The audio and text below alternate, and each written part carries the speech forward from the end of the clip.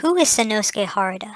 And what I mean by that is not a biography of the character, or what has been said about him in the visual novel or the anime, but I mean more so who he is as a person and at his core. Now, one of the things that I have found very interesting about my journey in Hakuouki has been the fact that as I've gotten to play the visual novels, the games, and spend more time with fans who know a lot more than I do, it's made me more aware of the fact that these characters that we love and cherish are much more complex than imagined, such as Soji and his trauma, such as Hijikata and his trauma as well, and even things about Hajime too, that really caught me by surprise. Harada at first glance I think would catch many people's attention simply because he is the tallest member out of the Shinzengumi, and also he is quite handsome.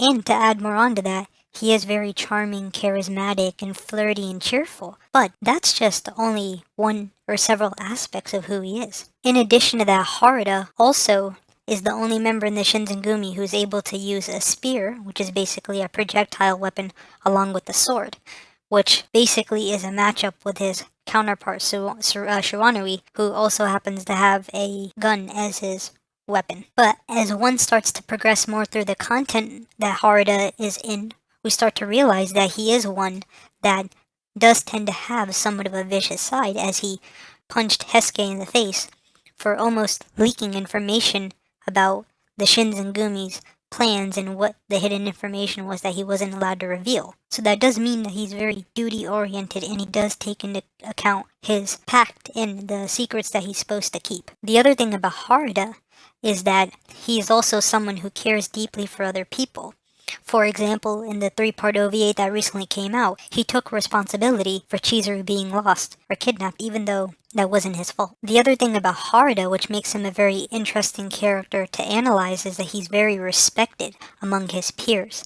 On top of that, he is also very socially calibrated. He knows how to read the room. He knows how to interact with people. He knows how to also pick up on the cues that individuals send to him. And what makes Harada different is that he is one of the only Shinzengumi members who did not take the water of life and was not a fury. Harada at his core is an individual filled with more good than bad, but he does have this multifaceted aspect to him that does make him an interesting character to analyze, and also a character that even with a lot of thought spent on him, there's still so much more to discover. One thing that really shocked me and surprised me was the fact that the scar on Harada's body is actually from an attempt that he had to commit suicide, which I did not know, and I don't necessarily know the reasons as to why that was the case.